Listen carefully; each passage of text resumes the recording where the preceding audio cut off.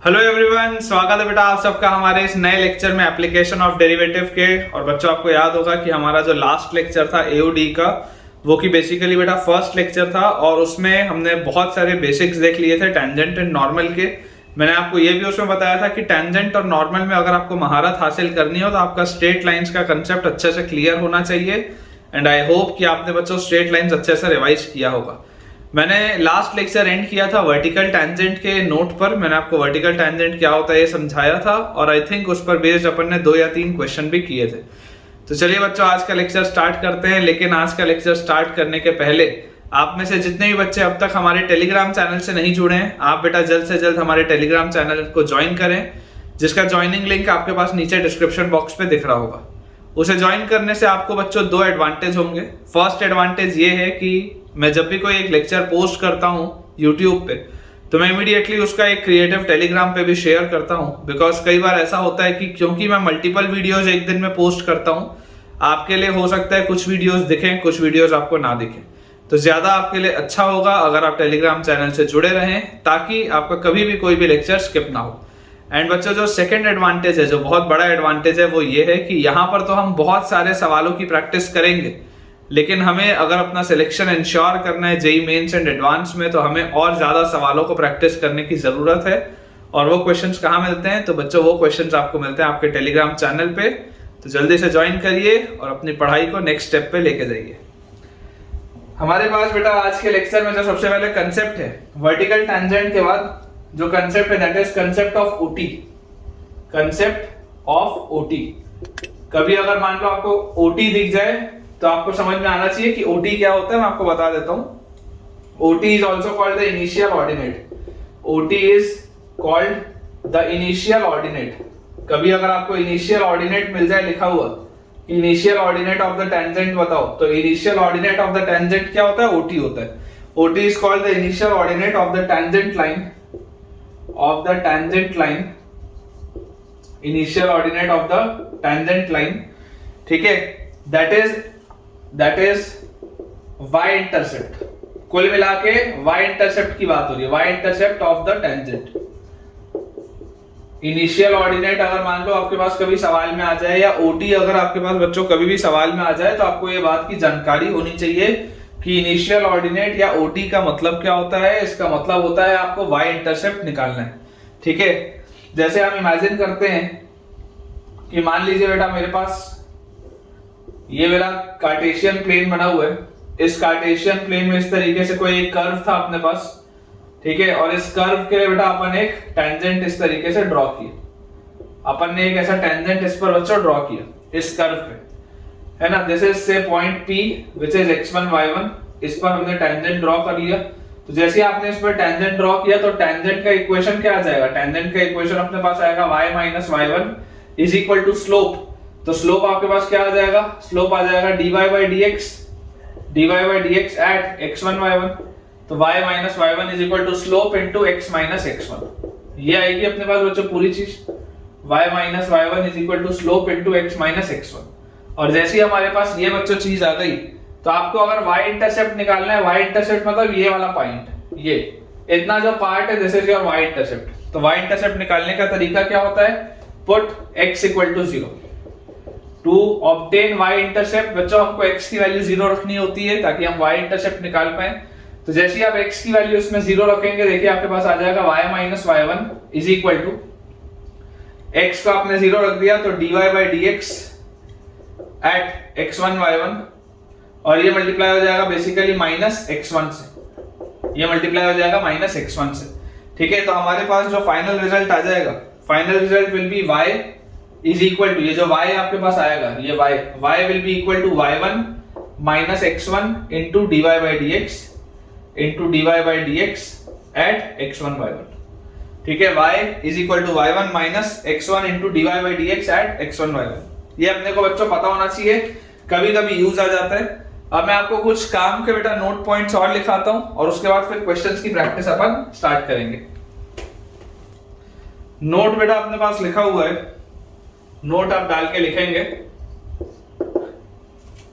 If a curve passes through the origin, if a curve passes through if a curve passes through the origin, if a curve passes through the origin, then the equation of tangent at origin, then the equation of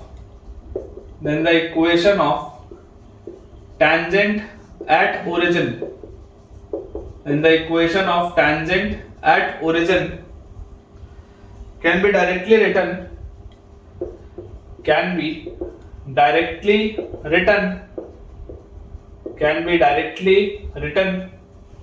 by equating to zero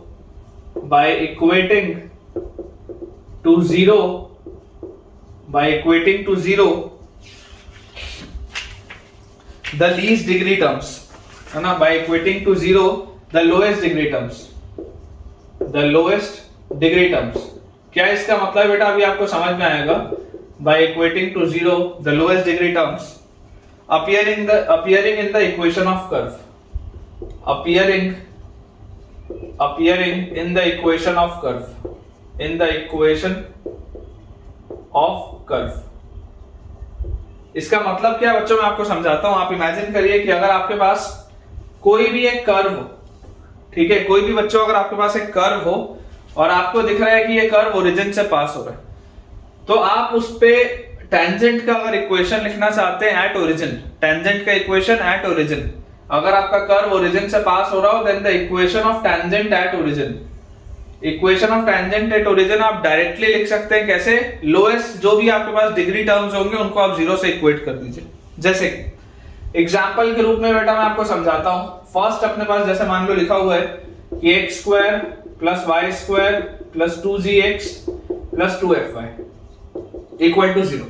ये एक circle है विच passes through origin, आपको दिखाई दे रहा है, इसका constant term गायब है। This is a circle passing through origin. अब आप बच्चों इमेजिन करिए कि अगर आपसे पूछा जाए कि इस पे बताओ टेंजेंट क्या इक्वेशन क्या होगा, टेंजेंट का इक्वेशन एट ओरिजिन, टेंजेंट का इक्वेशन एट ओरिजिन, तो जरूर आपको तरीका पता है कि x(x1) plus y(y1) plus gx plus x1 plus fy plus y1 is equal to 0। ऐसा करके आप लिखते हैं। सर्कल्स में आपने पढ़ा है, ठीक है ना, सर्कल में बच्चों आपने ये चीज पढ़ी हुई है। अगर किसी को थोड़ा भी डाउट हो तो आप प्लेलिस्ट चेक करिए, आप प्लेलिस्ट बेटा चेक करिए 11th की, उसमें आपको मिल जाएगा कोऑर्डिनेट ज्योमेट्री में। तो यार अगर ये वाली चीज मुझे लिखी है तो मैं उसको लिखूं या डायरेक्टली मुझे यहाँ पर क्या बोला जा रहा है, देखो ये वाले पावर इसका 2 है, इसका पावर 2 है। लोएस्ट पावर वाले टर्म्स कौन से? ये दो लोएस्ट पावर वाले टर्म्स है, इसका पावर 1 है, इसका ही पावर 1 है। तो आप इक्वेशन को बेटा किससे इक्वेट करेंगे? आप इक्वेट करेंगे 2gx plus 2fy equal to 0। Directly आप ये लिख सकते हैं, this will be the equation of tangent directly. और यहां से आप देखिए 2 अगर कॉमन लेके हटा देंगे तो आपके पास आंसर आ जाएगा gx, आपके पास बच्चों आंसर आ जाएगा gx plus fy is equal to 0। Obviously जो आपका टेंजेंट होगा वो भी तो ओरिजिन से पास होगा, इसलिए देख लो 0,0 इसको सेटिस्फाई कर रहा है। मतलब कि इसमें इस तरीके के बच्चों कुछ फिगर की बात हो रही है कि अगर मान लीजिए हमारे पास इस तरीके से एक सर्कल दिया हुआ है, ऐसा एक इस तरीके से हमारे पास एक सर्कल दिया हुआ है, तो हमको जो चीज समझ में आती है कि if it is passing through the origin, तो ओरिजिन पर अगर आपको टेंजेंट ड्रॉ करना हो, अगर आपको बच्चों ओरिजिन पर टेंजेंट ड्रॉ करना हो तो वो टेंजेंट का इक्वेशन होगा gx plus fy equal to 0। तो ये ओरिजिन से अगर पास हो रहा है तो ऑब्वियसली 0,0 इसको भी सेटिस्फाई करेगा। डायरेक्टली भी लिख सकते हैं। अदरवाइज आप अगर अपने सर्कल्स के कंसेप्ट से आगे बढ़ेंगे तो उससे भी आप कर सकते हैं, लेकिन ये एक हैक है जो एओडी में मैं आपको बता रहा हूं कि अगर आपको कभी ओरिजिन पर टेंजेंट का इक्वेशन लिखना हो और अगर आपका कर्व भी ओरिजिन से पास हो रहा हो तो डायरेक्टली जो लोएस्ट डिग्री टर्म्स है आप उसको कर लीजिए बेटा।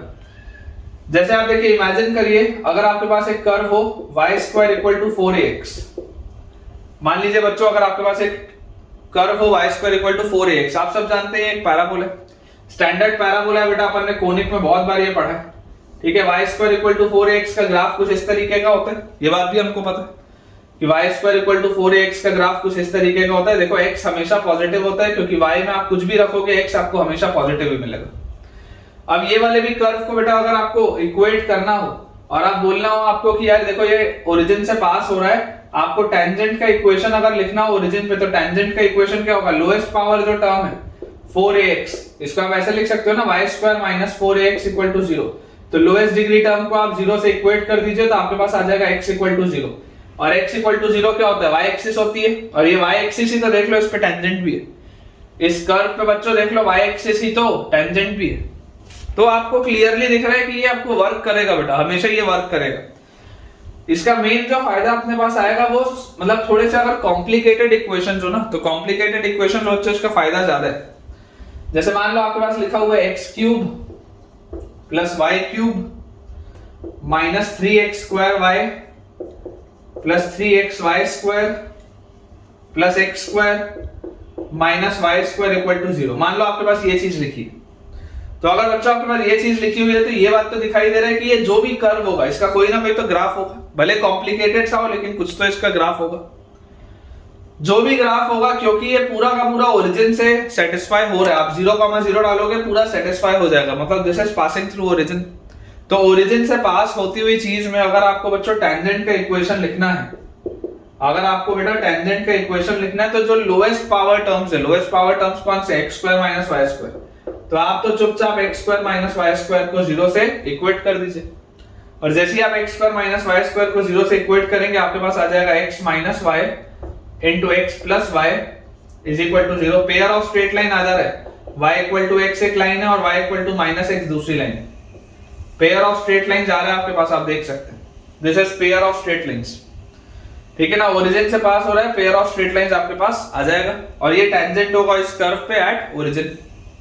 सिमिलरली मैं आपको एक एग्जांपल बच्चों और लेके दिखाता हूं कि मान लीजिए अगर आपके पास लिखा हो x cube plus y cube x cube plus y cube minus 3xy equal to 0, x cube plus y cube minus 3xy is equal to 0। ये बहुत बेटा स्पेशल कर्व है, ये बहुत स्पेशल कर्व है। इसका नाम होता है, इस कर्व का नाम होता है फोलियम ऑफ डिस्कार्टस, फोलियम ऑफ डिस्कार्टस, बहुत स्पेशल ये कर्व है, ठीक है। इस कर्व की खास बात क्या होती है मैं आपको बताता हूं, ऐसे और भी कर्व्स होते हैं जिसमें वो खास बात होती है, लेकिन हाँ इस कर्व को बोला जाता है folium of Descartes based on its scientist name. लेकिन कोई दिक्कत की बात नहीं है, देखिए अगर इसमें भी आपको ये तो दिखाई दे रहा है कि ओरिजिन से ये पास हो रहा है, आप अगर 0,0 डालेंगे तो सेटिस्फाई तो कर जाएगा, ये बात तो श्योर है।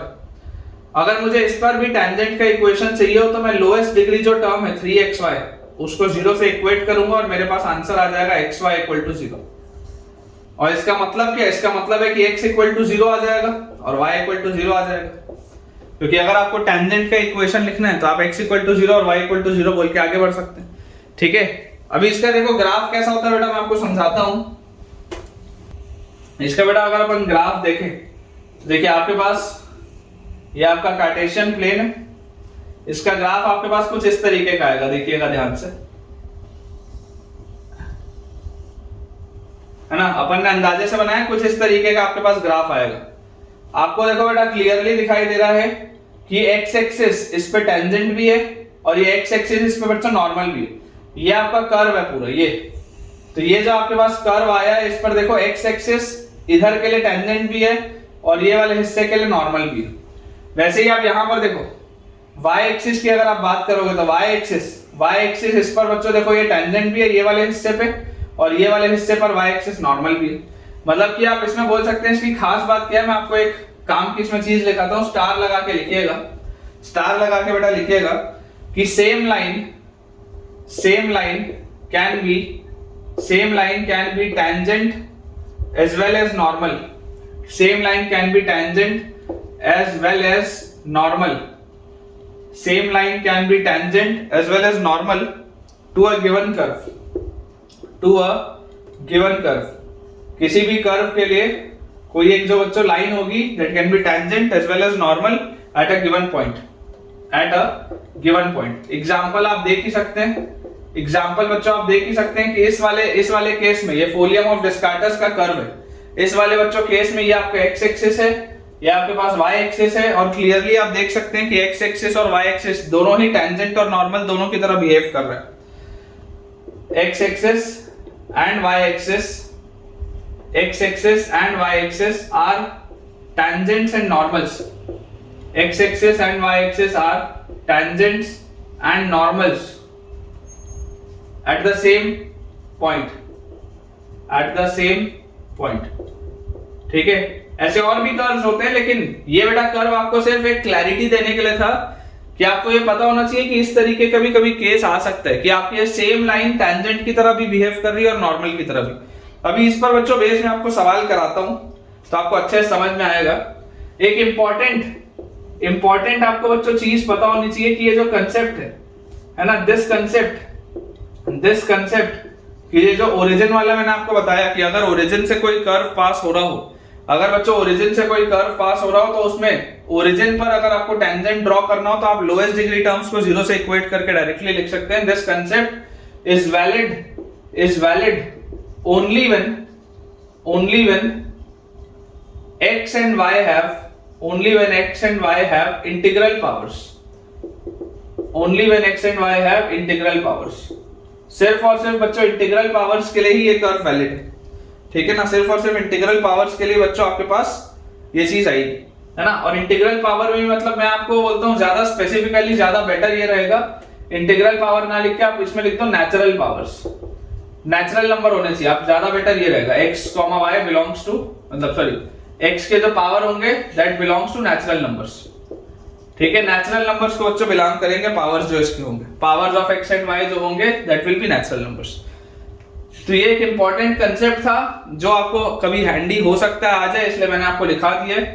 तो अब बेटा अपन कुछ स्टैंडर्ड सबसे पहले सब्स्टिट्यूशंस देखते हैं और उसके बाद फिर क्वेश्चंस चालू करते हैं, ठीक है। ये वाली बेटा चीज थोड़ा ध्यान रखिएगा इस कंसेप्ट का। अभी आज के लेक्चर में आपको कुछ क्वेश्चन कराऊंगा इस कंसेप्ट पर बेस, जिसमें आप देखेंगे कि एक लाइन है जो टेंजेंट भी है कर्व पे और उसी कर्व पे नॉर्मल भी है ना। ऐसे वाले कंसेप्ट में आपको बेस अभी सवाल करवाता हूं। देखिए बेटा, इसीलिए मैं आपको बोल रहा था कि ये जो बेसिकली टेंजेंट और नॉर्मल का पूरा पोर्शन है उसमें बहुत सारी छोटी छोटी सी चीजें, डिफिकल्ट कुछ भी नहीं है, बहुत आसान सा टॉपिक है टेंजेंट एंड नॉर्मल, लेकिन छोटी छोटी सी इसमें चीजें बहुत सारी। तो अब अपन देखते हैं बच्चों, अपने पास लिखा हुआ है some important parametric substitutions,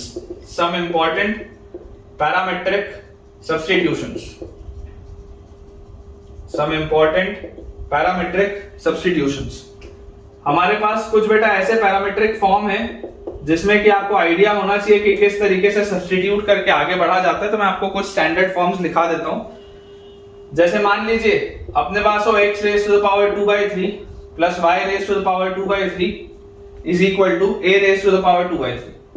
अगर आपके पास इस तरीके की कोई चीज लिखी हो कि x raised to the power 2/3 plus y raised to the power 2/3 is equal to a raised to the power 2/3, तो क्लियरली आपको बच्चों समझ में आना चाहिए कि आप x को रखेंगे a cos क्यूब थीटा और आप बच्चों y को रखेंगे a sin क्यूब थीटा, क्योंकि जैसे ही आप इसको ये चीज रखेंगे तो a cos क्यूब थीटा रखते ही a की पावर 2/3 अलग और cos क्यूब थीटा है तो 3 और ये बाय 3 कट जाएगा तो cos स्क्वायर थीटा बचेगा, यहाँ sin स्क्वायर थीटा बचेगा, cos square theta plus sin square theta 1 हो जाएगा। तो ये बात अपने को समझ में आनी चाहिए कि अगर x की पावर 2/3 प्लस y की power 2/3 is equal to a raise to the power 2/3 लिखा हो तो x can be a cos cube theta and y can be a sin cube theta. इसका सवालों में आपको बहुत जबरदस्त यूज आएगा, आपको अभी समझ में आएगा बेटा, देखिएगा। वैसे ही अपने पास सेकंड लिखा हुआ है √x plus √y is equal to √a। मान लीजिए अगर आपके पास इस तरीके की बेटा कोई भी चीज आ जाए तो क्लियरली आप यहां पर देख सकते हैं x को आप रिप्लेस करेंगे a cos to the power 4 theta से और y को आप रिप्लेस करेंगे a sin to the power 4 theta से। एकदम ये क्लियरली आपको समझ में आना चाहिए, क्योंकि जैसे आप यहां पर a रखेंगे तो √a अलग, यहां a रखेंगे तो √a अलग, तो √a तो बाहर आ गया। अब cos की पावर 4 थीटा का रूट मतलब cos स्क्वायर थीटा, sin की पावर 4 थीटा का रूट मतलब sin स्क्वायर थीटा और cos square plus sin square 1 बनाता है। तो x की वैल्यू आ जाएगी a cos raise to the power 4 theta and y will be equal to a sin raise to the power 4 theta. Similarly तीसरा अपने पास है कि अगर हमारे पास लिखा हो x raise to the power n by a raise to the power n plus y raise to the power n by b raise to the power n is equal to 1। कभी अगर मान लीजिए हमारे पास इस तरीके की कोई सब्स्टिट्यूशन की चीज आ गई कि x की पावर n by a की पावर n प्लस y की पावर n by b की power n is equal to 1, तो क्लियरली आपको इसमें भी दिखाई देता है कि हम x को क्या रखेंगे, x will be equal to a और cos raise to the power 2/n theta. देखो सोच के a और cos raise to the power 2/n theta, क्योंकि जैसे ही इसको यहां पर रखोगे तो ये a की पावर n और a की पावर n तो कट जाएगा और cos की पावर 2/n और n तो n से n कटेगा तो cos स्क्वायर थीटा आएगा और y will be equal to b sin raise to the power 2/n theta. y will be equal to b sin raised to the power 2/n theta, ठीक है। x को आप लिख सकते हैं a cos raise to the power 2/n theta और y को आप लिख सकते हैं b sin raise to the power 2/n theta. आसान से सब्स्टिट्यूशन है बेटा, ठीक है। इंपॉर्टेंट है, चीज समझ में आनी चाहिए। वैसे ही अगर मान लो अपने पास आ जाए कि c square multiplied by x square plus y square, ये बेटा आपको रट्टा नहीं मार के रखना, रट के नहीं रखना, बस लॉजिकली समझ के चलो। अभी सवालों में आपको यूज कराऊंगा मैं, लॉजिकली बस आप समझ के चलो। अगर c square multiplied by x square plus y square आपको x square into y square के बराबर दिया हुआ है, कोई अगर इस तरीके का आपके पास कर्व दिया है where c is some constant, clearly where c is some constant, तो ऐसे वाले सिचुएशन में मैं क्या सब्स्टिट्यूट करूंगा, मैं आपको बोलूंगा कि यार मैं x को क्या c cos थीटा बोल दूं, c sec थीटा बोलूं क्या, c sec थीटा। अच्छा ये बोलने से, और y को अगर मान लो मैं बोल दूं c cosec थीटा। क्यों मैंने ऐसा बोला, मैंने ऐसा क्यों बोला, चलो तुमको समझाता हूं। ये पीछे लिखने की बेटा वजह क्या है मैं आपको बताता हूं। देखो इसको आप ऐसे लिख लो, x square plus y square upon x square y square is equal to 1/c square, ठीक है। और इसको हम लिख सकते हैं 1/y square plus 1/x square. तो क्लियरली आपको यहां से दिखाई देता है कि यार 1/x should be kept as 1/c, 1/x should be kept as 1/c sin theta and 1/y can be written as 1/c cos theta। सोच के देखो, अगर आप 1/x की जगह sin theta by c लिखेंगे तो sin square theta by c square, वैसे 1/y की जगह अगर cos थीटा by c लिखेंगे तो cos square theta by c square, तो sin square plus cos square balance हो जाएगा। तो यहां से हमारे पास x की वैल्यू क्या आ गई, x की वैल्यू आ गई c cosec थीटा और y की बच्चों वैल्यू आपके पास आ गई c sec थीटा। तो इस तरीके का सब्स्टिट्यूशन भी हमको पता होना चाहिए, दैट x की वैल्यू हमारे पास आ जाएगी c cosec थीटा और y की वैल्यू अपने पास आ जाएगी c sec थीटा। फाइनली एक आखिरी बेटा मैं आपको अगर सब्स्टिट्यूशन कराऊं विच इज वेरी इंपॉर्टेंट, मान लीजिए अगर मेरे पास लिखा हो y square is equal to x cube, अगर बच्चों अपने पास लिख दिया हो y square is equal to x cube, तो ऐसे वाले केस में हमारे पास जो सब्स्टिट्यूशन होना चाहिए वो क्या होना चाहिए कि अगर अपन x को t स्क्वायर रख दें तो x को t स्क्वायर रखते ही y हो जाएगा t क्यूब। देखो ध्यान से, x को जैसे ही आप t स्क्वायर रखोगे तो t स्क्वायर रखते ही यहां पर आपके पास आ गया t की पावर 6, तो ऑटोमेटिकली y आपके पास क्या आ जाएगा, y आपके पास आ जाएगा t क्यूब, ठीक है। तो t square comma t cube का भी इस तरीके से सब्स्टिट्यूशन आपके पास हो सकता है। एक बेटा आप इंपॉर्टेंट कंसेप्ट लिखेंगे, इस पर बेस्ड मैं अभी आपको क्वेश्चन कराऊंगा। ये कंसेप्ट पर बेस्ड बहुत बार सवाल आया है जेईई में, इस कंसेप्ट पर बेस्ड बहुत बार सवाल आया है जेईई पे। तो आप एक इंपॉर्टेंट कंसेप्ट लिख लीजिए कि if tangent drawn to the curve, if tangent drawn to the curve at point P, let us say it is x1 y1, at point P x1 y1 meets the curve again at Q, meets the curve again at Q, let us say this is x2 y2. If the tangent drawn to the curve at P x1 y1 meets the curve again at Q, then हमको बच्चों जो बात समझ में आनी चाहिए, देखो मैं आपको फिगर के थ्रू समझाता हूं। आप इमेजिन करिए आपके पास एक इस तरीके का कोई कर्व है बना हुआ, और इस कर्व में बच्चों मैं आपको बोल रहा हूं कि आपने यहां पर एक ऐसा टेंजेंट ड्रॉ किया, this is some point P, this is some point Q। P के कोऑर्डिनेट्स आपके पास हैं x1 y1, Q के कोऑर्डिनेट्स आपके पास हैं x2 y2। बोला जा रहा है if the tangent drawn to the curve at P x1 y1 meets the curve again at Q, तो आपको क्या चीज समझ में आनी चाहिए कि यार ये जो स्लोप होगा PQ का, ये जो बेसिकली लाइन है, तो स्लोप ऑफ PQ आपके पास क्या होना चाहिए, ये तो बेसिकली टेंजेंट लाइन है, दिस इज योर टेंजेंट, इस कर्व पे ये टेंजेंट है, तो टेंजेंट होने की वजह से इसका स्लोप क्या होना चाहिए, इसका स्लोप होना चाहिए dy by dx at x1 y1, dy by dx at x1 y1। और यही चीज अगर बेटा मैं 2 पॉइंट फॉर्म से बोलूं तो 2 पॉइंट फॉर्म स्ट्रेट लाइन का बोलता है कि स्लोप होता है y2 minus y1 upon x2 minus x1। ये जो मैंने अभी आपके लिए बेटा कंसेप्ट लिखा है, इसी बस इतने से कंसेप्ट पर बेस्ड ना जाने कितनी बार जेईई मेंस ने सवाल पूछा, सिर्फ इतने से कंसेप्ट पर बेस, तो इस पे आप स्टार लगाएंगे। चलिए क्वेश्चन अपन सॉल्व करते हैं बेटा। क्वेश्चन में लिखता हूं आपके लिए इसी कंसेप्ट पर बेस्ड। अब बेटा मैं आपको सिर्फ 5-6 सवाल कराऊंगा, 5 से बढ़िया बढ़िया मैं आपको सवाल कराता हूं, ठीक है। जो छोटे छोटे से आर्टिकल्स थे, क्या इस चैप्टर में ना छोटी छोटी सी चीजें बहुत सारी, इसलिए आपको लग रहा होगा कि यार ये सर अलग अलग क्या बता रहे हैं, कि कभी सर ने टेंजेंट नॉर्मल बता दिया, उसके बाद फिर सब्स्टिट्यूशन बता दिया, फिर कुछ बता दिया, फिर कोई नोट पॉइंट, फिर कोई कंसेप्ट। तो क्या छोटी छोटी सी चीजें, थोड़ा सा डिस्क्रीट फैला हुआ सा चैप्टर है, इसलिए अपन कर रहे हैं इसको। जो चीजें बताने वाली थी वो मैंने बता दिया, अब अपन सवाल देखते हैं कि सवाल आता कैसा है। क्वेश्चन बच्चों आपके पास लिखा है, consider the curve, consider the curve, consider the curve y square equal to x cube, consider the curve y square is equal to x cube if tangent at p, if tangent at p, if tangent at p meets the curve again, meets the curve, if the tangent at p meets the curve again at q, meets the curve again at q, if the tangent at p meets the curve again at q, find m OP by m OQ where m represents slope, m क्या है slope, and O is origin, and O is origin, where m represents slope and O is origin।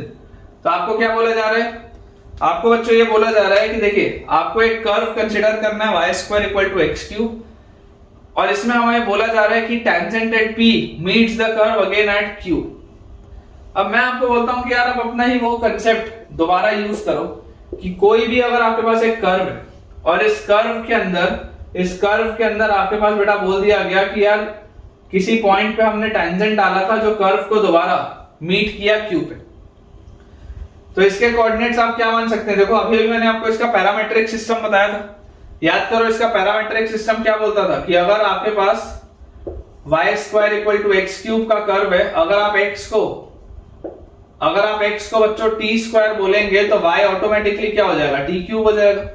x को जैसे आप t square बोलेंगे y automatically t cube हो जाएगा।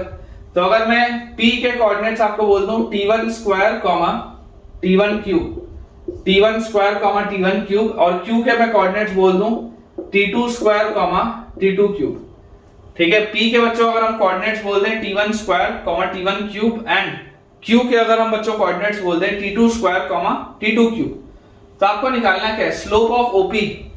Slope of OP क्या होगा, slope of OP will be origin से इसका स्लोप ना, तो ओरिजिन से इसका स्लोप मतलब OP, p वहां पर है, तो this will B t1 cube minus 0 y2 minus y1 upon x2 minus x1, तो t1 स्क्वायर माइनस 0, तो slope of OP will be t1। वैसे ही स्लोप ऑफ OQ, तो slope of OQ will be origin से उसका slope मतलब t2 cube minus 0 upon t2 square minus 0, ये आ जाएगा आपके पास t2। Slope of OP upon slope of OQ, आप clearly देख सकते हैं ये चीज आ गई अपने पास। तो मुझे कुल मिला के t1 बाय t2 निकालना है। ये जो लिखा हुआ है slope of OP by slope of OQ, this is nothing but t1 by t2। हमें कुल मिला के इस चीज को फाइंड आउट करना है, ठीक है। कंसेप्ट बच्चों देखो मैंने आपको क्या सिखाया है, कंसेप्ट मैंने आपको ये सिखाया है कि अगर आपके पास कर्व दिया हुआ है y square equal to x cube, है ना, for y square equal to x cube, अगर आप इसको डिफरेंशिएट करेंगे तो 2y dy will be equal to 3x dx, ऐसा लिख सकते हैं। 2y dy will be equal to 3x square, 2y dy is equal to 3x square dx।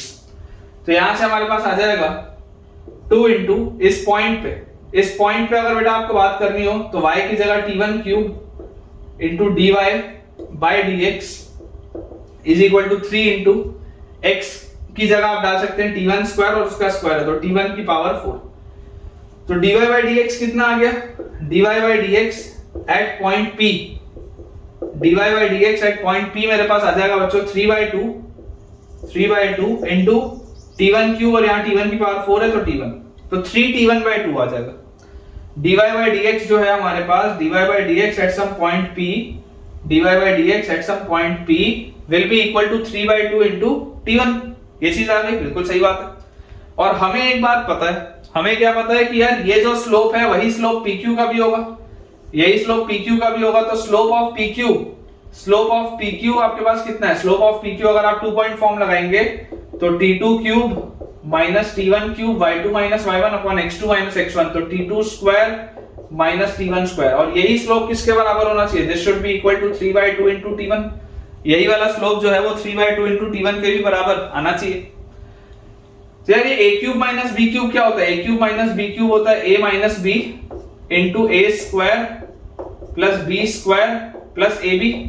a cube minus b cube यही होता है, और नीचे a square minus b square लिखा है, तो this is a minus b into a plus b, a minus b into a plus b। तो ये t2 माइनस t1 तो दोनों से कटा, and this is equal to 3/2 into t1।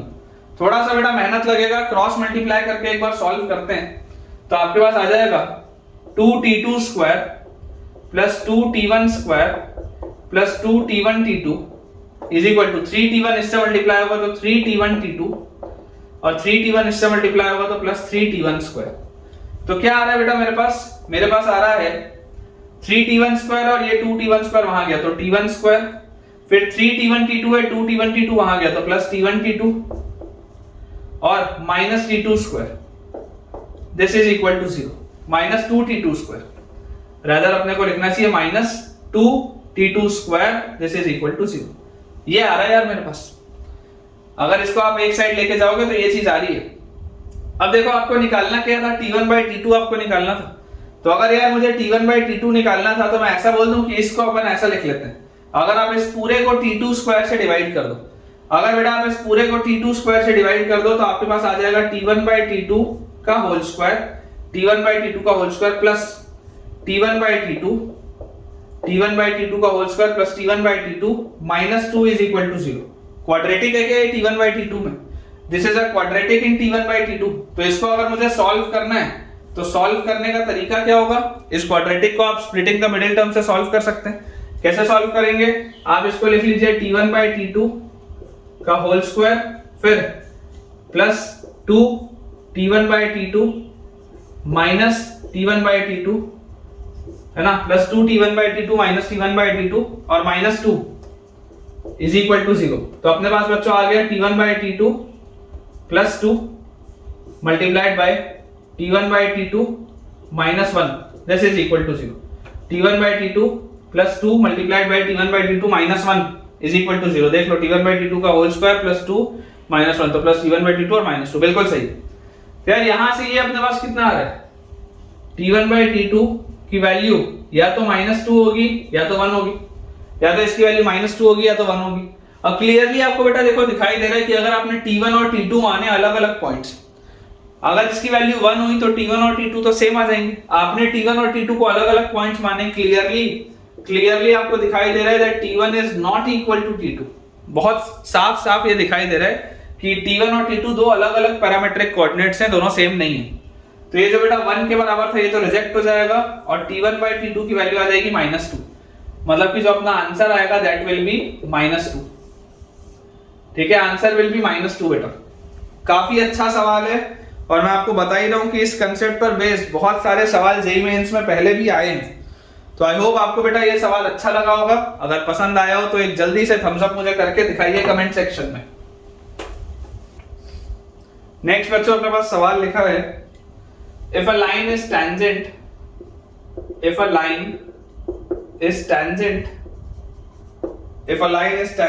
at one point, if a line is tangent at one point and normal at another point, and normal at another point,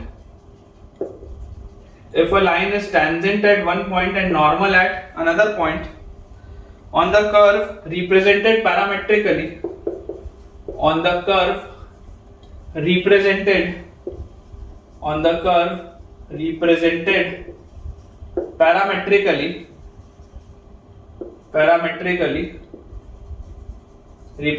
parametrically by x is equal to 4t square plus 3 x is equal to 4t square plus 3 and y is equal to 8t cube minus 1 and y is equal to 8t cube minus 1, then find the slope of the line, then find its slope. ऐसा सवाल, ये आपके पास बच्चों सवाल है। Again a very good question, इसमें आप चाहें तो स्टार लगा सकते हैं। सिमिलर कंसेप्ट है बेटा, सिमिलर कंसेप्ट है, बहुत लाइकिंग में चलते हैं इस तरीके के सवाल मेंस और एडवांस में। क्या लिखा हुआ है? Line is tangent at one point and normal at another point.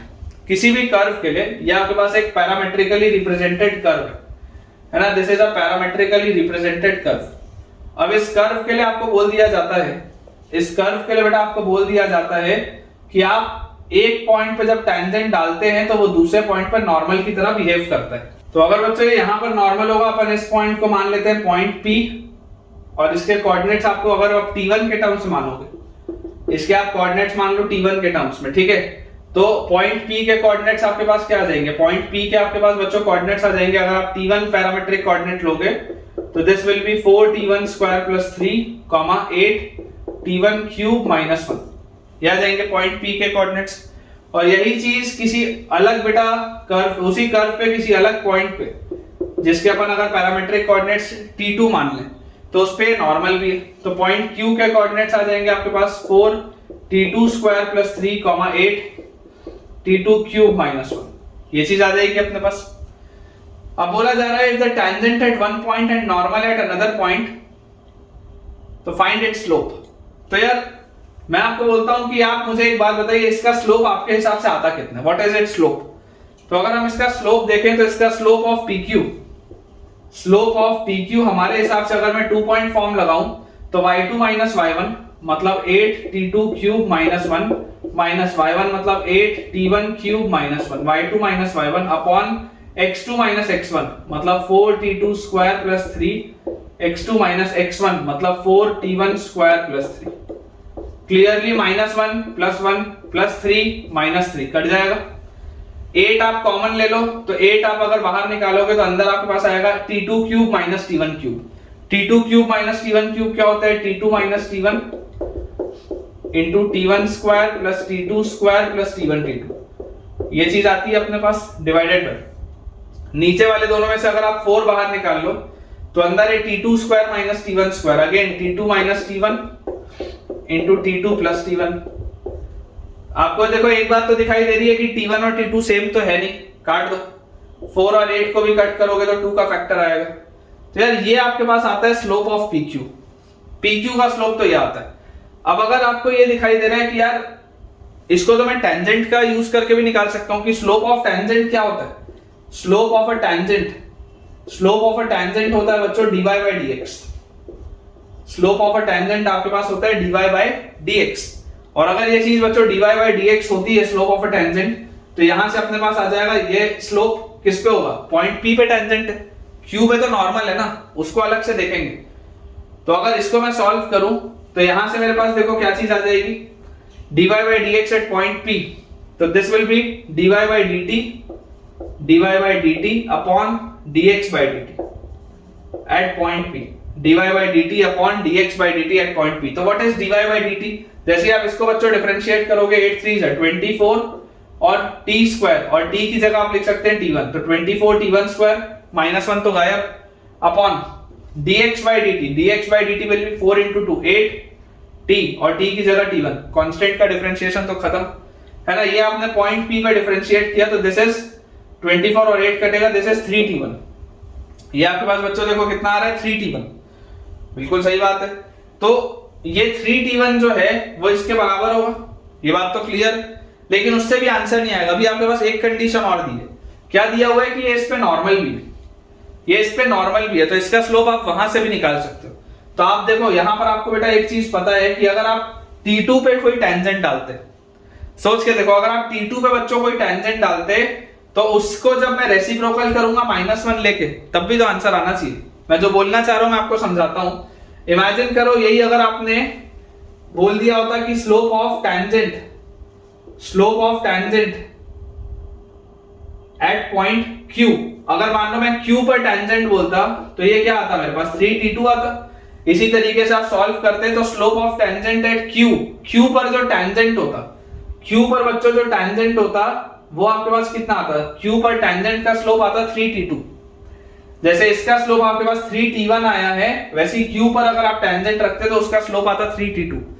तो this implies slope of normal at Q, ये कितना आ जाता -1/3t2। तभी तो इन दोनों को जब आप मल्टीप्लाई करोगे तो देखो 3t2 से 3t2 कटेगा और दोनों का प्रोडक्ट -1 आएगा, क्योंकि टेंजेंट और नॉर्मल एक दूसरे पर क्या होती है, परपेंडिकुलर होती है, 90 डिग्री बनाती है। तो अपन ने क्या बोला, इस यहां से अगर इसका टेंजेंट लेते तो उसका स्लोप 3t2 आता, तो इस पे अगर आप नॉर्मल लिए होते तो उसका स्लोप आता -1/3t2, और इस पर जो नॉर्मल का स्लोप आएगा वही इस वाले पॉइंट के टेंजेंट के स्लोप के बराबर है, मतलब ये दोनों सेम होना चाहिए। मतलब कि आप यहां से देखो क्या बोल सकते हो आप बच्चों, यहां से बोल सकते हो कि 3t1 is equal to -1/3t2। तो अपने पास आ जाएगा T1 T2 का वैल्यू यहां से, या चलो इसको ही आप इसमें भी बेटा पुट कर दोगे सॉल्व करने के लिए, तो करके देखते हैं क्या आ रहा है। T1 T2 का वैल्यू यहां से अपने पास आ जाएगा -1/3। एक बार करके देखते हैं अपने पास, देखो जो चीजें आ रही है। बेसिकली आपने स्लोप की 3 इक्वेशंस लिख ली हैं, तो आंसर तो निकल आएगा, उसका प्रॉब्लम नहीं।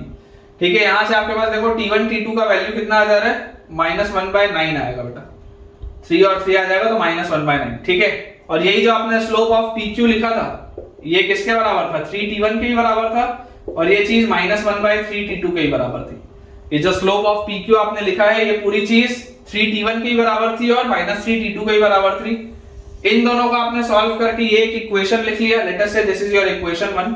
अब अपन इन दोनों को सॉल्व करते हैं। तो जैसे ही आप बेटा इन दोनों को सॉल्व करेंगे तो आपके पास देखिए क्या आ जाएगा, इसको थोड़ा सा यहाँ 2 को आप अंदर मल्टीप्लाई करो तो आपके पास आएगा 2t1 square plus 2t2 square plus 2t1t2 is equal to, ये t1 प्लस t2 उधर जाएगा तो 3t1 इससे मल्टीप्लाई होगा तो आपके पास आएगा 3t1t2, और फिर 3t1 इससे मल्टीप्लाई होगा तो प्लस 3t1 स्क्वायर।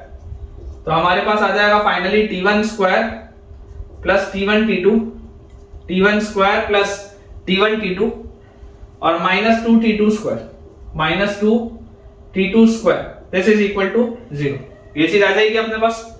और बच्चों ये अगर अपने पास चीज आ गई तो यार यहां से अपन देखो क्या लिख सकते हैं, T1 T2 का वैल्यू आपको पता है। ठीक है, आप पूरे को किसी भी एक के फॉर्म में कन्वर्ट कर लो, या T1/T2 निकाल लो, T1/T2 निकाल लो। चलो यहां से आपने देखो ये सेम चीज आपने पिछले में भी सॉल्व की थी। यही बेटा सेम चीज, जहां तक मुझे याद है हमने पिछले में भी सॉल्व किया था। मेरे हिसाब से इसका आंसर आया था T1/T2 इज इक्वल टू -2, है ना। प्रीवियस क्वेश्चन में आपने यही क्वाड्रेटिक को सॉल्व किया। तो यहां से जैसे आप सॉल्व करेंगे तो T1/T2 की वैल्यू -2 आ जाएगी आपके पास, और दूसरी T1/T2 की वैल्यू आपके पास आएगी 1, दूसरी आपके पास T1/T2 की वैल्यू आएगी 1। ये तो रिजेक्ट होगा आपके पास, क्योंकि T1 और T2 तो सेम हो नहीं सकते। T1 और T2 दो अलग अलग पैरामीट्रिक कोऑर्डिनेट्स हैं, सेम तो हो नहीं सकते। मतलब T1/T2 की वैल्यू -2 आ रही है, लेट अस से दिस इज योर इक्वेशन 2, और T1 T2 की वैल्यू -1/9 आ रही है। दोनों को मल्टीप्लाई करो, जैसे आप बच्चों इन दोनों को मल्टीप्लाई करोगे T2 से T2 कटेगा T1 स्क्वायर का वैल्यू आपके पास कितना आ जाएगा, माइनस माइनस बैलेंस 2/9 आएगा। T1 स्क्वायर का वैल्यू बच्चों आपके पास आ जाएगा कितना, 2/9, और जैसे T1 स्क्वायर आपके पास आ गया 2/9, तो दिस इंप्लाइज T1 कितना आएगा, T1 will be plus minus √2/3, T1 will be plus minus √2/3। देख लो T1 क्या आ जाएगा, T1 will be plus minus √2/3। तो स्लोप क्या था, स्लोप आपके पास 3t1 था, ये जो स्लोप था ये 3t1 था। तो फाइनली बच्चों जो ये स्लोप अपने पास आंसर आएगा, आंसर बताओ कितना आ जाएगा, 3t1। तो 3t1 का आंसर क्या आ रहा है, 3t1 is nothing but plus minus √2। तो इसका आंसर अपने पास आ जाएगा प्लस माइनस √2। मतलब कि ये जो आपने बेटा टेंजेंट लाइन है, जो इस पे नॉर्मल भी है और टेंजेंट भी है, इस कर्व पे नॉर्मल भी है और टेंजेंट भी है, इसका जो स्लोप होगा that will be plus minus √2। बिल्कुल करेक्ट है बेटा, plus minus √2 is the right answer. Next बच्चों अपने पास जो सवाल लिखा हुआ है उसमें लिखा है find the equation of the tangent, find the equation of the tangent, find the equation of the tangent drawn to the curve drawn to the curve, find the equation of the tangent drawn to the curve y is equal to sin inverse 2x upon 1 plus x square. Y is equal to sin inverse 2x upon 1 plus x square at x is equal to root 3. At x is equal to root 3. अब देखिए बच्चों, समझने वाली बात है, आपको इसकी defining याद होनी चाहिए। अगर आपका इनवर्स ट्रिग्नोमेट्रिक फंक्शंस कमजोर है तो उसकी प्रैक्टिस करिए ज्यादा से ज्यादा। ठीक है, अक्सर बच्चों का आईटीएफ बहुत कमजोर होता है, बहुत उनको बेटा फील नहीं आती आईटीएफ की, तो मैं आपको रिकमेंड करूंगा कि आप एक शॉर्ट नोट्स की कॉपी बना के रखिए और उसमें आप ये काम के फॉर्मूला लिख के रखिए। ये सब बेटा फंक्शंस की डिफाइनिंग हमको पता होनी चाहिए। तो क्या होता है डिफाइनिंग इसका? Sine inverse 2x by 1 plus x square जो होता है, this is divided into 3 branches.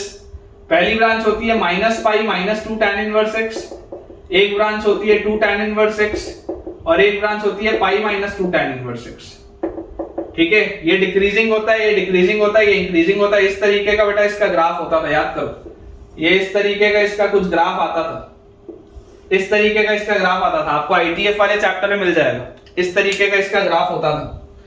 ठीक है, तो अगर ये इसकी डिफाइनिंग होती थी तो हमको याद है कि यार ये आपके पास चलता था, ये आपके पास चलता था -1 से छोटे में, ये आपके पास चलता था बिटवीन -1 एंड 1 और ये हमारे पास चलता था 1 से बड़े में। ये इसकी डिफाइनिंग होती थी 1 से बड़े में।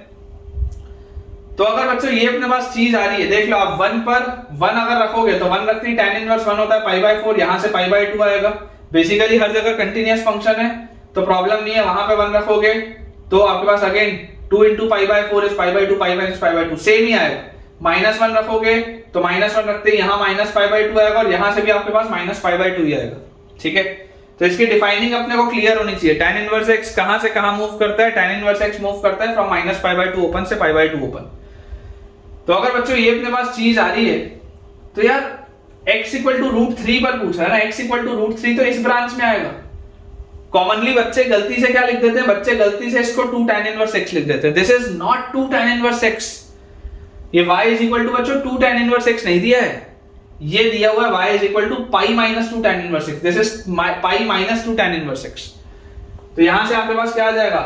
y is basically pi -2 tan inverse x। क्योंकि आप अगर √3 की बात कर रहे हैं तो √3 तो 1 से बड़ा है, तो उसमें जो ब्रांच चलेगी that will be pi -2 tan inverse x। एक डिक्रीजिंग पोर्शन है इस तरीके से। तो यार इसका स्लोप क्या होगा? What is its slope? dy/dx। जैसे आप इसको डिफरेंशिएट करेंगे एट पॉइंट √3 एट x इक्वल टू √3 तो इसका स्लोप आ जाएगा, ये तो गायब, -2 tan इनवर्स x का 1/1 plus x स्क्वायर और यहां पर आपने √3 में इसको पुट करना है तो √3 डालते ही आपके पास आ जाएगा -2/√3। जैसे रखेंगे तो √3 का स्क्वायर इज 3 + 1 is 4। -½ आ रहा है भाई इसका स्लोप। इसका स्लोप आपके पास -½ आ रहा है और यही अगर आप डायरेक्टली इसको 2 tan इनवर्स x लिख देते तो इसका स्लोप ½ आ जाता, आंसर गलत हो जाता आपका।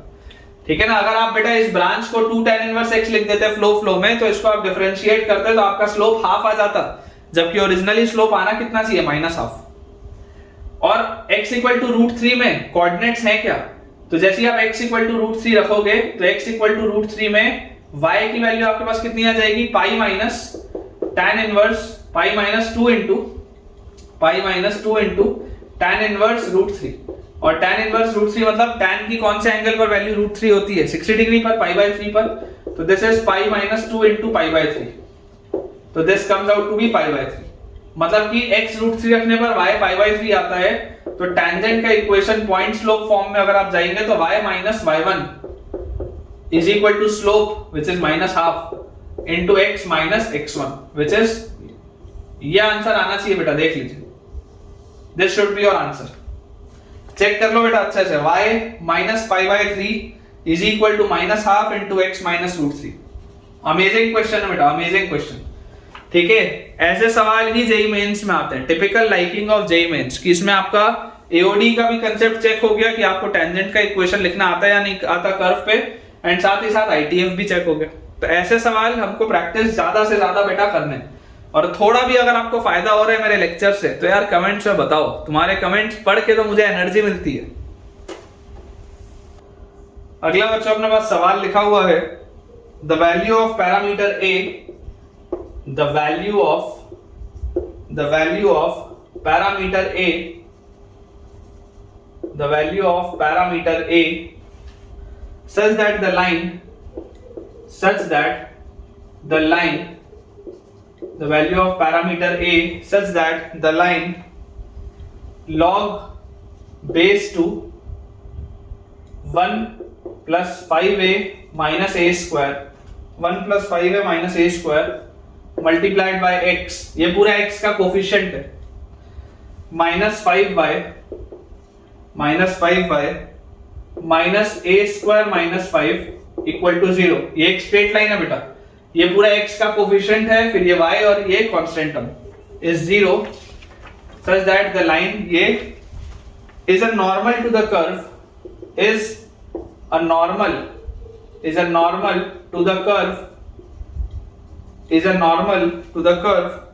xy equal to 1 equal to 1। ठीक है, the value of parameter A such that the line is a normal to the curve. ये आपके पास सवाल है कि आपको ए की किन वैल्यूज के लिए, ए की बच्चों किन वैल्यूज के लिए ये वाली जो स्ट्रेट लाइन होगी ये इस पर एक नॉर्मल की तरह बिहेव करेगी। ठीक है, तो अगर बच्चों ये नॉर्मल की तरह आपको बिहेव करवाना है तो आप इसमें क्या चाहते हैं? अगर आप चाहते हैं कि एक नॉर्मल की तरह बिहेव करे तो यार मुझे एक बात समझ में आती है कि यार इसको अगर आप डिफरेंशिएट करोगे, इसको बच्चों अगर आप डिफरेंशिएट करोगे तो x कांस्टेंट y का dy by dx, x constant y का dy by dx plus y constant x का डिफरेंशिएशन 1 इज इक्वल टू 0। ये आपके पास आएगा, देख लो आप, x अगर आप कांस्टेंट रखेंगे y का dy by dx plus y constant रखेंगे x का 1 आ जाएगा और 1 का डिफरेंशिएशन 0। तो यार यहां से dy by dx such that the line is normal to the curve। अब ये जो है ये एक रेक्टेंगुलर हाइपरबोला है, xy equal to 1 आपने कोनिक सेक्शन में पढ़ा हुआ है, this is a rectangular hyperbola. आप चाहते हैं इस पे नॉर्मल की तरह बिहेव करे, तो अगर ये इस पे नॉर्मल की बच्चों तरह बिहेव करना चाहते हैं आप, है ना, let the point be x1 y1, point P आप मान लो x1 y1 जिस पर आप ये सारी चर्चा कर रहे हैं। तो अगर इस पॉइंट पर ये टैंजेंट हो तो आपके पास स्लोप कितना आता है? इसका स्लोप आपके पास आता है -y/x, but at point P ये हो जाता -y1/x1, एट पॉइंट P आपके पास ये हो जाता -y1/x1। ये अभी आपने लिखा है slope of tangent, this is slope of tangent. तो देयरफॉर स्लोप ऑफ नॉर्मल, तो नॉर्मल का स्लोप हमारे पास कितना होता है? इसका रेसिप्रोकल हो जाता है, तो स्लोप ऑफ नॉर्मल हो जाता है x1/y1। स्लोप ऑफ नॉर्मल क्या हो जाता है? x1/y1। और हमको क्या पता है x1/y1 इस पर लाई भी कर रहे हैं, x1/y1 इस पर लाई भी कर रहे हैं। तो आपको यहां से एक ये चीज भी पता है कि also x1/y1 is equal to 1, तो 1/y1 is equal to x1, 1/y1 is equal to x1। आप देख सकते हैं 1/y1 जो होगा वो x1 के बराबर होगा, कि पॉइंट P पर अगर आप बात कर रहे हैं x1/y1, point P also lies on the curve ना, also satisfies xy equal to 1। तो अगर इसको ये सेटिस्फाई कर रहा है तो ये आपके पास चीज आ जाएगी। तो यहां से आपके पास ये रिजल्ट क्या आया? जो स्लोप ऑफ नॉर्मल आया बच्चों, स्लोप ऑफ नॉर्मल, तो स्लोप ऑफ नॉर्मल आपके पास आ जाएगा x1/y1 था, 1/y1 इज x1, तो slope of normal is x1 का square, slope of normal is x1 का स्क्वायर। और आप जानते हैं कि x की वैल्यू आप 0 तो डाल नहीं सकते, मतलब this must be positive quantity as x1 is not equal to 0, क्योंकि अगर आप x1 को 0 रखेंगे तो 0 रखते ही यार ये तो क्या हो जाएगा? y इनफाइनाइट हो जाएगा, क्योंकि अगर एक भी 0 हुआ तो राइट साइड में 1 तो आ ही नहीं सकता, रेक्टेंगुलर हाइपरबोला का कर्व है बेटा, x1 की वैल्यू 0 तो हो नहीं सकती, तो x1 तो 0 आएगा नहीं। अब x1 0 नहीं आएगा मतलब x1 स्क्वायर हमेशा पॉजिटिव होगा।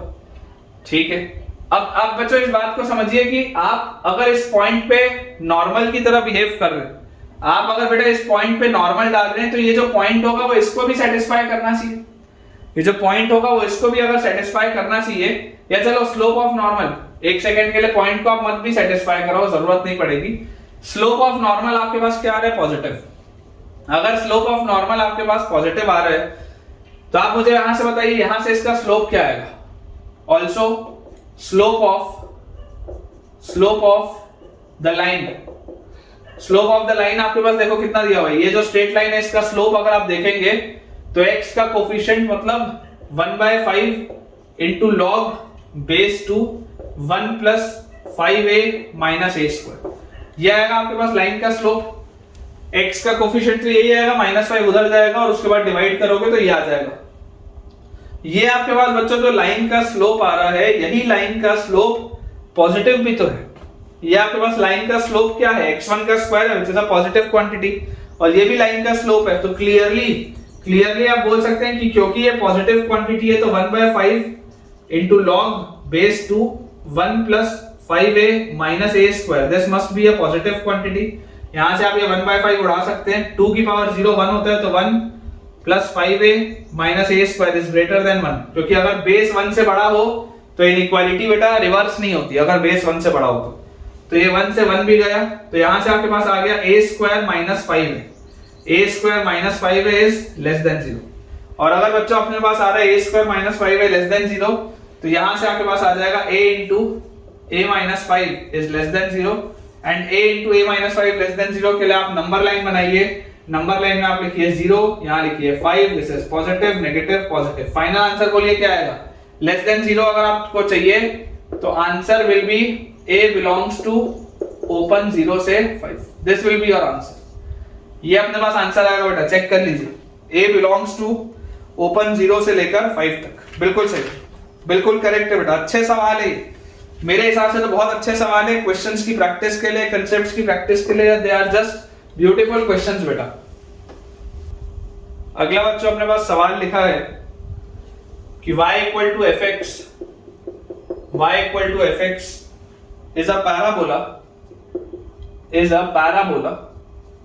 y equal to fx is a parabola having its axis parallel to y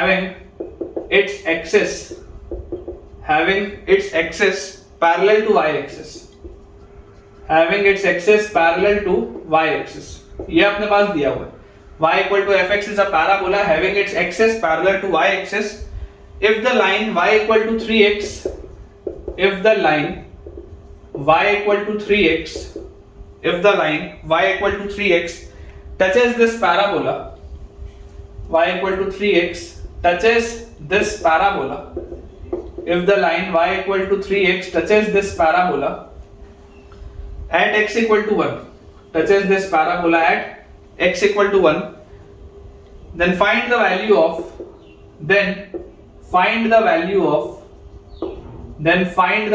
of किसका हमको बच्चों वैल्यू बताना है, f double dash 1 plus f dash 0, f double dash 1 plus f dash 0, आपको बच्चों इसका वैल्यू बताना है।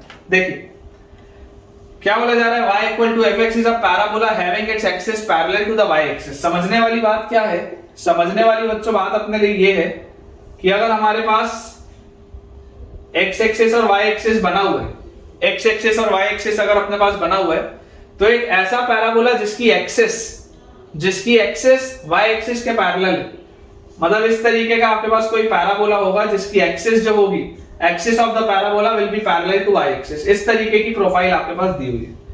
तो यार इस तरीके का बेटा कोई भी आप जनरल कर्व क्या मान सकते हैं, y is equal to ax square plus bx plus c।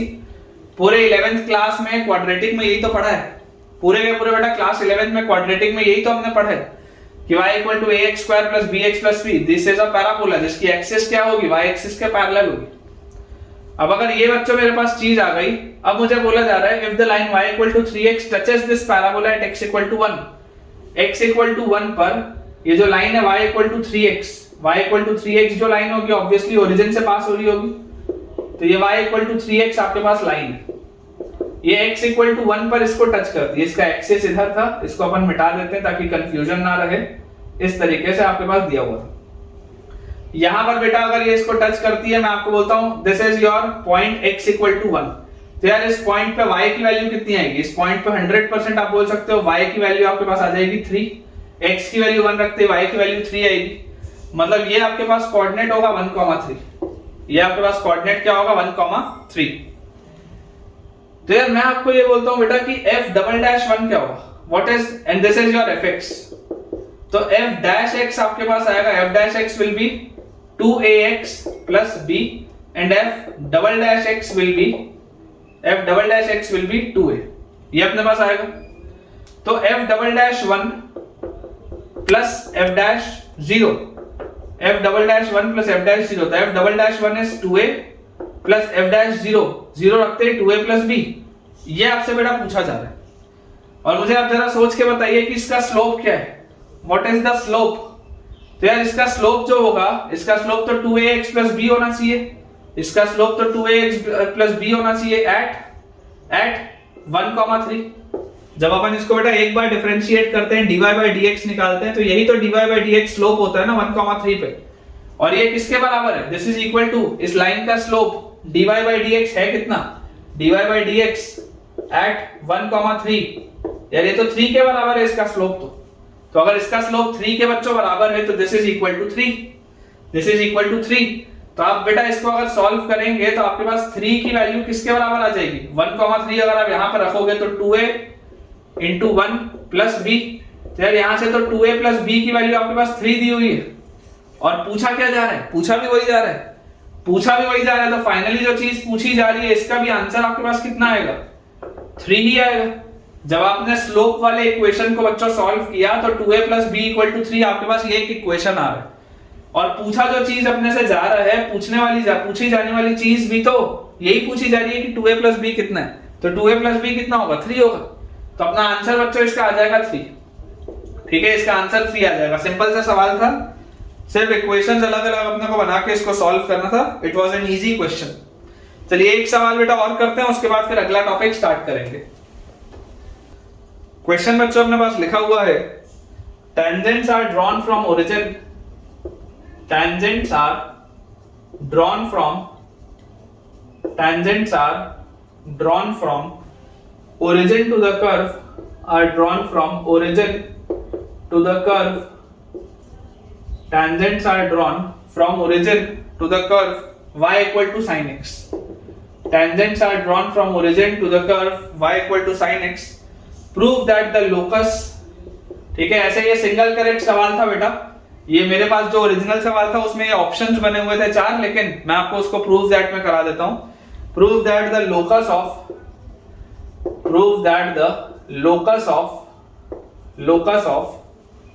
their point of contact,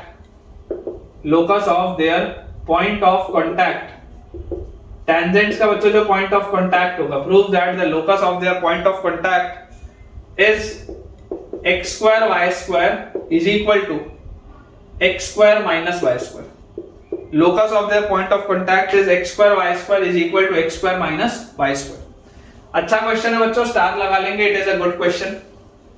क्या लिखा है अपने पास बच्चों ये चीज लिखी हुई है कि अगर हमारे पास sin x का कर्व दिया हुआ है, अगर बेटा अपने पास sin x का कर्व दिया हुआ है इस तरीके का, तो इस तरीके के sin x के कर्व के लिए हमको जो बात समझ में आती है वो क्या है कि आपको बोला जा रहा है tangents are drawn from origin से आपने tangents ड्रॉ करना चालू किया। Let us say this is your first tangent जो इस तरीके से यहाँ पे टच करते हुए जा रही है। Let us say this is again one of your tangents जो यहाँ से इस तरीके से इसको टच करते हुए जा रही है। तो मुझे बोला जाता है कि tangents are drawn from origin to the curve y equal to sin x। आपने ये जो sin x का कर्व था, ठीक है, ये बच्चों जो आपके पास sin x का कर्व था, आपने उस पे tangents ड्रॉ किए from the origin, ठीक है, origin से हमने tangent डाल दिया, बिल्कुल सही है। Prove that the locus of their point of contact, ये जो point of contact है, मान लो इसको आप h, k, इसका जो आपको लोकस निकालना है, prove that the locus of their point of contact is this। मतलब कुल मिला के आपको h, k में एक रिलेशन चाहिए। तो सबसे पहली आप बेटा चीज क्या लिख सकते हैं, देखो h, k अगर आपके पास है तो एक बात तो सही है कि अगर पॉइंट ऑफ कांटेक्ट का आपको लोकस चाहिए है तो यार h, k इसको सेटिस्फाई करेगा। मतलब कि y equal to sin x, h, k must lie on y equal to sin x। मतलब आप बोल सकते हैं k is equal to sin h। ये तो एक रिलेशन आपके पास आ जाएगा सबसे पहले कि k की वैल्यू sin h के बराबर होगी, ठीक है। इसके बाद हमको बच्चों और क्या चीज समझ में आती है, हमको ये समझ में आता है कि इसका स्लोप क्या, व्हाट इज द स्लोप। ये अगर ओरिजिन है एंड लेट अस से दिस इज पॉइंट P, तो स्लोप ऑफ OP आपके पास कितना आ रहा है, स्लोप ऑफ OP आपके पास आ रहा है k by h, k minus 0 by h minus 0, 2 point form से। तो 2 पॉइंट फॉर्म से स्लोप आ रहा है किसके बराबर, k by h के बराबर। 2 पॉइंट फॉर्म से ये स्लोप, यहां पे मैं लिख देता हूं 2 पॉइंट फॉर्म, तो 2 पॉइंट फॉर्म से ये जो स्लोप हमारे पास आ जाएगा that will be k by h। और इसी को अगर मैं dy by dx करके निकालूं तो this will be equal to dy by dx, this will be equal to dy by dx, और इस पॉइंट पे आप कर रहे हैं at h, k, this will be also equal to dy by dx at h, k। तो यार यहां से मेरे पास देखो y sin x था, तो dy by dx will be cos x at h, k, तो this will be cos h, ठीक है, this will be cos h।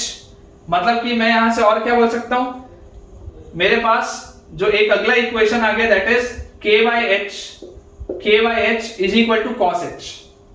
पहला मेरे पास रिलेशन आया था sin h is equal to k, क्योंकि h, k उस पे लाई कर रहा था, और दूसरा अपने पास इक्वेशन आ गया cos h is equal to k by h।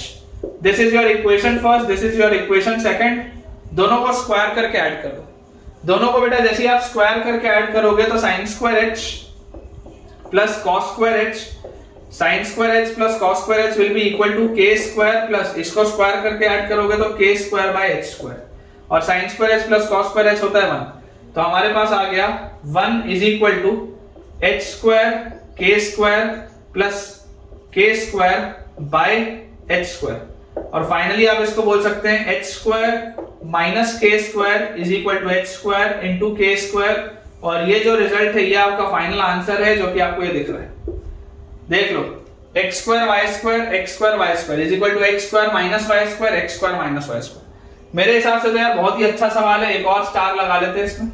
It is a very good question, ठीक है। और थोड़ा सा ही बच्चों अगर आपको लगे कि इसमें आपको डाउट आ रही है, टिपिकल जेई सवाल है, टिपिकल जेई का सवाल है ये, मेंस में ऐसे सवाल आते हैं। मैंने ओरिजिनली ये जो सवाल था ये ऑप्शंस में था 4 कि आपको locus of point of contact निकालना था और 4 ऑप्शन दिए थे, मैंने उसको प्रूव दैट में कन्वर्ट कर दिया, ठीक है। टिपिकल जेई का सवाल है। अगर ये सवाल आपको अच्छा लगा और आपने अगर कुछ नया सीखा तो कमेंट जरूर करिए।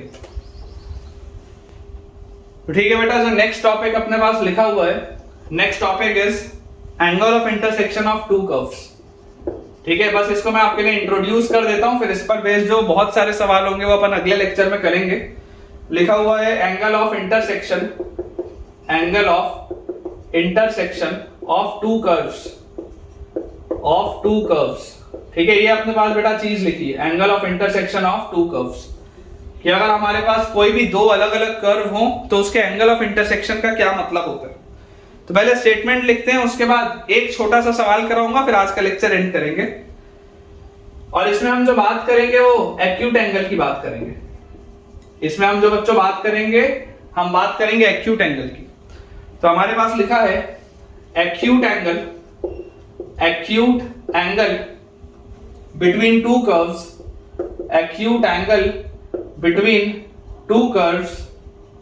acute angle between two curves is defined as acute angle between two curves is defined as angle between the tangents is defined as angle between the tangents is defined as angle between the tangents drawn at their common point of intersection, drawn at their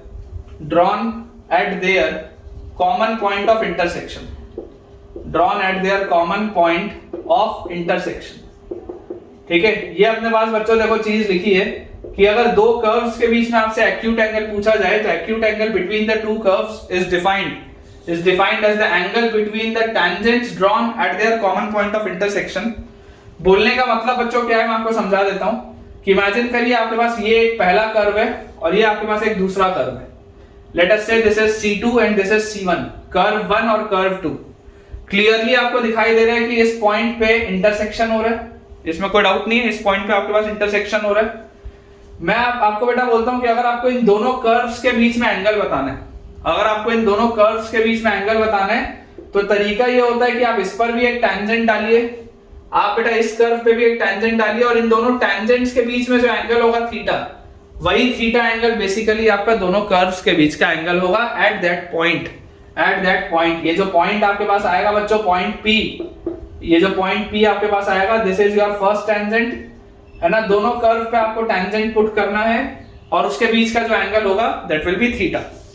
समझाने के लिए अगर मैं आपको समझाऊं तो dy by dx जो होगा slope for first curve at point P, dy by dx जो स्लोप होगा for first curve at point P, अगर आप इसको m1 बोलते हैं, वैसे ही dy by dx at second curve for some point P, at second curve for the same point P, this अगर आप इसको m2 बोलते हैं, तो दोनों के बीच का जो एंगल होता है, आपने स्ट्रेट लाइन जो ही पढ़ा है, एंगल क्या होगा, दोनों के बीच का एंगल होगा, एक्यूट एंगल के लिए आप मॉड लगाते हैं, तो tan theta is equal to mod of m1 minus m2 upon 1 plus m1 m2।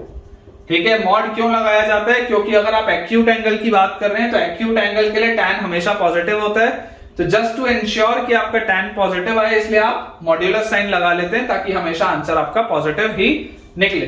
तो ये बच्चों अपने को पूरी चीज समझ में आनी चाहिए। ठीक है, अब इसमें कुछ छोटे छोटे से बेटा 2 नोट पॉइंट्स हैं, वो अपन लिख लेते हैं। तो आपको नोट डाल के लिखना है, पहला पॉइंट नोट डाल के बच्चों आपको जो फर्स्ट पॉइंट लिखना है दैट इज कि two curves are said to intersect, two curves are said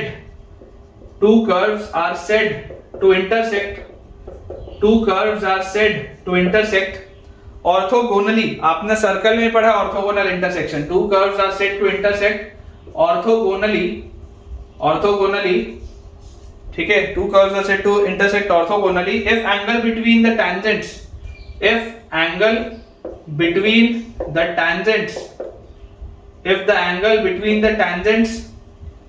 is 90 degree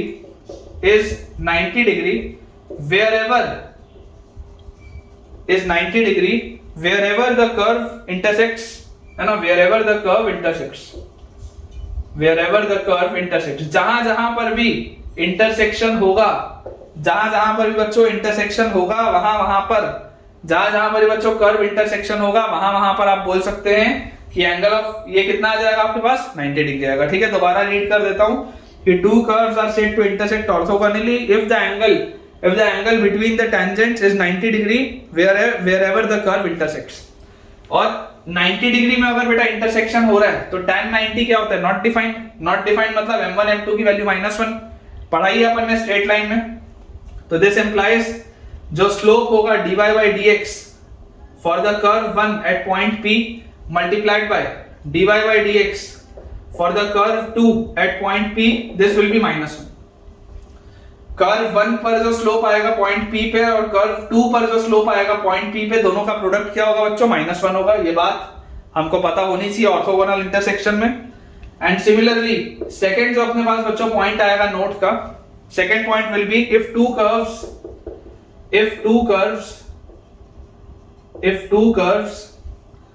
fx and gx touches, if two curves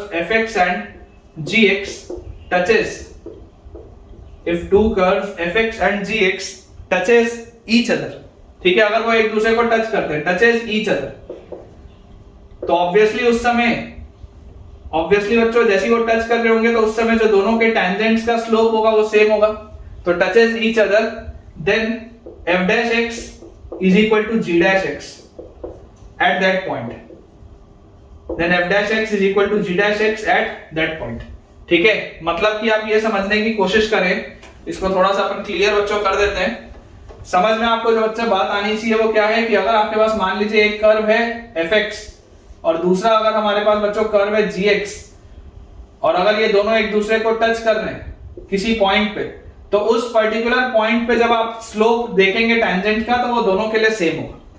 उस पर्टिकुलर पॉइंट पे if this is your curve fx and this is your curve gx, तो इस particular point P पे जहां पर intersection हो रहा है, जहां पर टचिंग हो रही है, उस पॉइंट पे बच्चों दोनों का स्लोप क्या हो जाएगा, सेम हो जाएगा। तो चलिए इसके साथ बेटा बस एक आखिरी सवाल और फिर अपन आज का लेक्चर अपना एंड करते हैं। क्वेश्चन बच्चों अपने पास लिखा हुआ है, आज के लेक्चर का लास्ट क्वेश्चन है कि if y is equal to e raised to the power x, if y is equal to e raised to the power x and y is equal to kx square, if y is equal to e raised to the power x and y is equal to kx square touches each other, find k.